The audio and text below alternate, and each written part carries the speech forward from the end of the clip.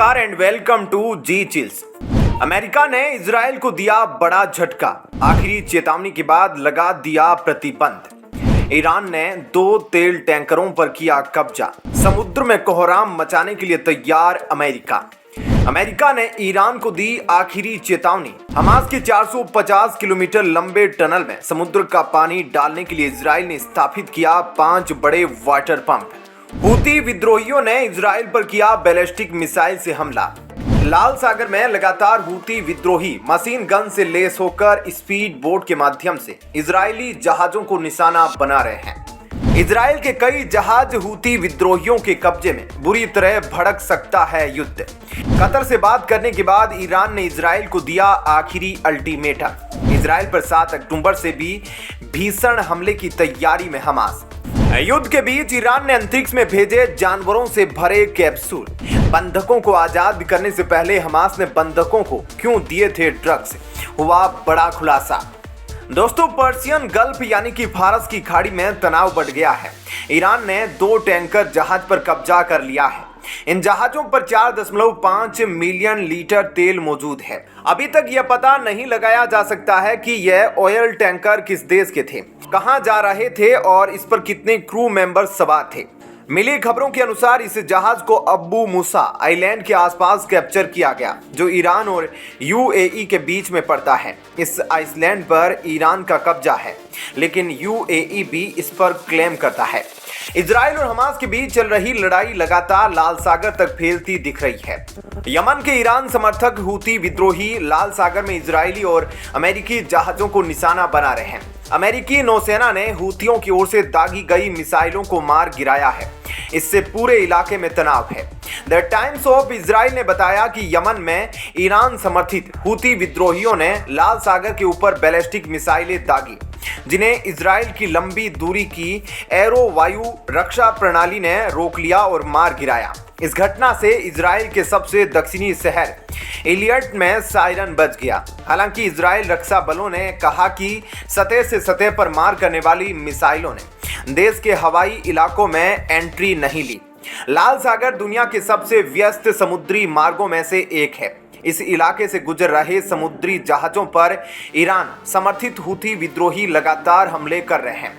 हूतियों की इस हरकत से पूरे लाल सागर में अफरा तफरी का माहौल है। यह हूती मशीन गन से लैस होकर स्पीड बोट से डाकुओं की तरह से समुद्री जहाजों को अगवा करने की कोशिश कर रहे हैं। हूतियों ने कुछ जहाजों को तो अपने कब्जे में भी कर लिया है। ईरान हूतियों को लगातार हथियार और ड्रोन विमानों की सप्लाई कर रहा है। हूतियों ने पिछले सप्ताह इजरायली जहाज की मदद करने वाले अमेरिकी युद्धपोत पर हमला कर अपनी ताकत दिखाई, तो यूएस नेवी ने भी जोरदार पलटवार किया। अमेरिकी नौसेना के 3 जहाजों को बचाने के लिए जाना पड़ा है। यही नहीं, ब्रिटेन के एक व्यापारिक जहाज पर हूतियों ने मिसाइल हमला करके दुनिया को डरा दिया। इन हमलों के बाद अमेरिका की नौसेना ने ईरान को धमकी दी है। ईरान ने एक बार फिर बेहद सख्त लहजे में इजराइल को धमकी दी है। गाजा पट्टी में इजराइल की सैन्य कार्रवाई को अमानवीय बताते हुए ईरान के विदेश मंत्री ने कहा कि उसके लिए आने वाले दिन बहुत भयावह होने वाले हैं। ईरान के विदेश मंत्री हुसैन अमीर अब्दुल्लाहियन ने कहा कि गाजा पट्टी में इजरायली शासन के हमलों का हमास और फिलिस्तीनियों ने लगातार मुकाबला किया है। फिलिस्तीन की जमीन पर इजराइल के सामने हो रहा प्रतिरोध उसके लिए युद्ध के मैदान की स्थिति को लगातार खराब कर रहा है, जो उसके लिए आने वाले समय में और भी बदतर होगा। हुसैन अमीर अब्दुल्लाहियन ने कतर के विदेश मंत्री मोहम्मद बिन अब्दुल रहमान बिन जसीम अल थानी के साथ एक फोन कॉल में कहा, गाजा पट्टी में प्रतिरोधी ताकतों ने अब तक इजराइल की आक्रामकता का एक शक्तिशाली प्रतिक्रिया के साथ सामना किया है। इस जंग की जो मौजूदा प्रवृत्ति है, उसे देखते हुए कहा जा सकता है कि आने वाले दिन इजरायली बलों के लिए भयावह होने वाले हैं। ईरानी विदेश मंत्री ने कहा कि 2 महीने की लड़ाई में इजराइल को गाजा में कुछ भी हासिल नहीं हो सका है। उसने सिर्फ अस्पतालों और आम रिहायशी इमारतों को ही तबाह किया है।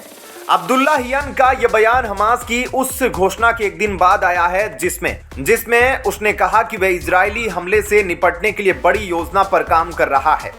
हमास ने इजराइल पर युद्ध अपराधों और नरसंहार के आरोप लगाए। हमास ने कहा कि गाजा पट्टी में इजरायली बमबारी में सबसे ज्यादा बच्चे और महिलाएं मारी जा रही है, जिसे किसी भी सूरत में जायज नहीं ठहराया जा सकता। बता दें कि अब तक ईरान ने युद्ध में खुलकर एंट्री नहीं ली है। इसके पीछे अमेरिकी जंगी जहाज का बड़ा हाथ है। अमेरिका ने ईरान पर काबू पाने के लिए ही इजराइल के करीब समुद्र में जंगी बेड़े और फाइटर जेट्स तैनात कर दिए हैं। अमेरिका समर्थित इजराइल के खिलाफ कोई भी बड़ा हमला ईरान पर भारी असर डाल सकता है और पहले से ही आर्थिक संकट में फंसे देश में धार्मिक शासकों के खिलाफ जनता का गुस्सा भड़क सकता है। इजराइल हमास युद्ध के बीच ईरान ने अंतरिक्ष में लंबी छलांग लगाकर सबको चौंका दिया है। ईरान ने युद्ध के बीच एक कैप्सूल में कई जानवरों को भरकर अंतरिक्ष में विशेष मिशन पर भेज दिया है। इससे करीब 10 वर्ष पहले ईरान ने एक बार फिर बंदर को अंतरिक्ष में भेजने और उसे धरती पर सफलतापूर्वक लाने का दावा किया था। ईरान ने बुधवार को कहा कि उसने आने वाले वर्षों में मानव मिशन की तैयारी के तहत इस कैप्सूल में जानवरों को अंतरिक्ष की कक्षा में भेजा है, ताकि अगले मिशन में मानवों को अंतरिक्ष में भेजा जा सके। इजराइल की हेल्थ मिनिस्ट्री ने संसद में बताया कि हमास ने जो बंधक छोड़े उन्हें रिहाई से पहले ड्रग्स दिए गए थे।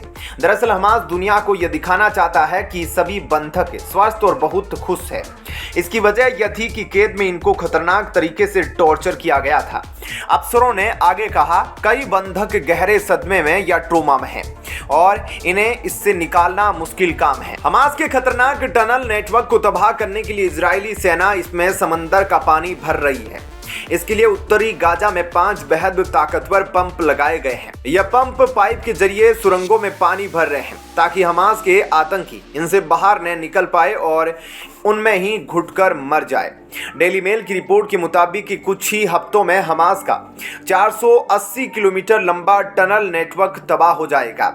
वहीं अमेरिका ने इजराइल को एक बड़ा झटका देते हुए घोषणा की है कि वो उन कट्टरपंथी इजरायलियों को वीजा नहीं देगा जो वेस्ट बैंक में फिलिस्तीनियों को टारगेट कर रहे हैं। इस पूरी अपडेट और विश्लेषण पर आप अपनी राय नीचे कमेंट बॉक्स में जरूर लिखें। जल्द ही मिलते हैं एक और नई अपडेट के साथ। चैनल को सब्सक्राइब कर लीजिए ताकि आप सभी तक नेक्स्ट वीडियो आसानी से पहुंच सके। वीडियो अंत तक देखने के लिए धन्यवाद।